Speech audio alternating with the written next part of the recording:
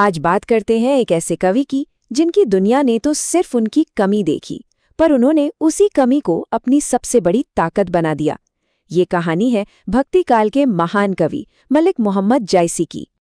तो सवाल ये उठता है कि क्या ऐसा हो सकता है? क्या कोई अपनी शारीरिक कमी को ही अपनी पहचान और अपनी सबसे बड़ी ताकत बना सकता है? मलिक मोहम्मद जायसी की जिंदगी बस इसी सवाल का एक जीता जागता जवाब है। हाँ, ये सच है। मलिक मोहम्मद जायसी कुरूप थे। उनका चेहरा चेचक के दागों से भरा था और तो और उनकी एक आंख भी नहीं थी। अब सोचिए, उस जमाने में समाज की नज़रों में ये कितना बड़ा दोष माना जाता होगा, लगभग एक अभिशाप की तरह। तो चलिए, सबसे पहले इसी एक आंख की कहानी को समझते हैं। आखिर जायसी ने इसे कैसे देखा और दुनिया को इसके जरिए क्या दिखाया? और यहीं पर एक बहुत ही कमाल की बात सामने आती है। देखिए, जहां सारी दुनिया उनकी एक आंख को एक कमी, एक दोष मान रही थी, वहीं जायसी ने क्या किया? उन्होंने उसकी तुलना कर दी एक साफ, एकदम निर्मल दर्पण से। उनका कहना था कि जैसे दर्पण बिना किसी भेदभाव के सच दिखाता है ना, ठीक वैसे ही उनकी ये एक आंख दुनिया की असली सच्चाई को देखती है, बिना किसी धोखे, बिना किसी भ्रम के। और ये बात वो सिर्फ कहते नहीं, अपने काव्य में लिखते भी हैं। जरा सुनिए, एक नैन कवि मोहम्मद गुनी, सोई भी मोहा जेई कवि सुनी। मतलब कवि मोहम्मद गुनी तो हैं, भले ही उनकी एक आंख हो, और जिसने भी उनकी कविता को सुना वो बस मोहित हो गया। देखिए कितनी बड़ी बात है, वो अपनी कमी को मान रहे हैं, लेकिन पूरा का पूरा जोर किस पर है? अपने गुण पर, अपनी कला पर। तो आखिर ये कवि थे कौन? कहाँ से आए थे ये? चलिए, अब जरा जायसी के जीवन पर एक नजर डालते हैं। इससे उनकी कविता की जो गहराई है ना, वो और भी साफ हो जाएगी। तो देखिए, जायसी के जीवन के कुछ मुख्य बातें। जन्म हुआ उनका 15वीं सदी के आखिर में, करीब करीब 1492 में। पिता का नाम था मलिक शेख ममरेज, और हाँ, उन्होंने सूफी संतों से दीक्षा ली थी, जिसका असर उनकी कविताओं में हमें साफ साफ देखने को मिलता है। वो उत्तर प्रदेश के जायस नगर के रहने वाले थे, और बस इसी वजह से उनका नाम जायसी पड़ा। उनका जीवन सच कहें तो काफी मुश्किलों भरा था। बचपन में ही माता पिता का साया सिर से उठ गया, अनाथ हो गए। शुरू में तो पेट पालने के लिए खेती किसानी की, लेकिन धीरे धीरे मन अध्यात्म की तरफ खिंचता चला गया, और फिर उन्होंने अपनी बाकी की जिंदगी एक फकीर की तरह गुजार दी।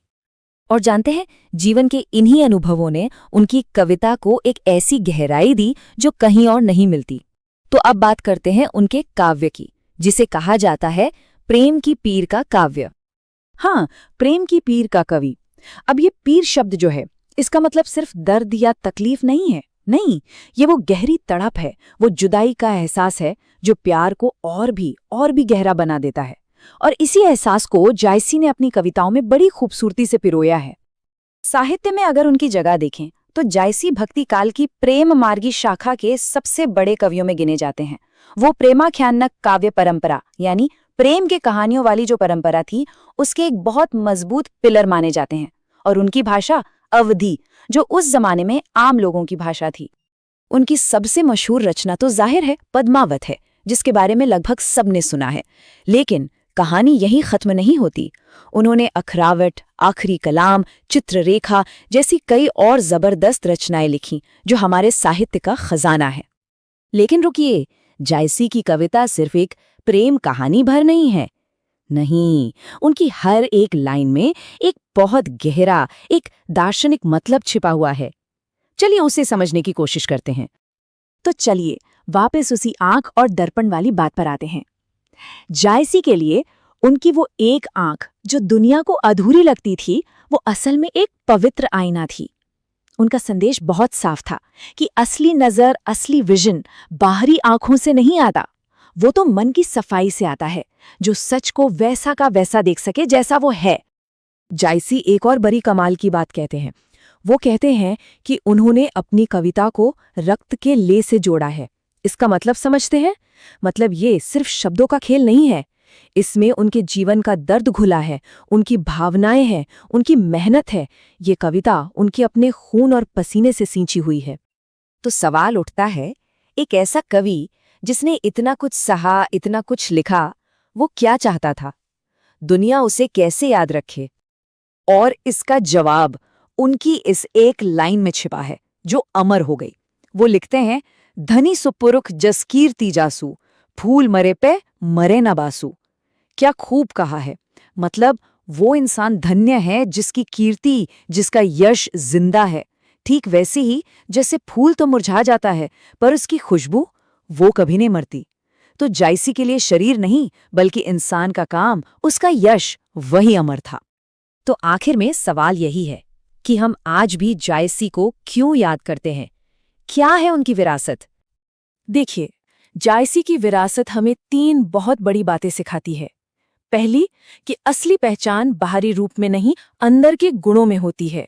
दूसरी, कि शरीर तो एक दिन चला जाता है पर इंसान का काम, उसका नाम, वो हमेशा जिंदा रहता है।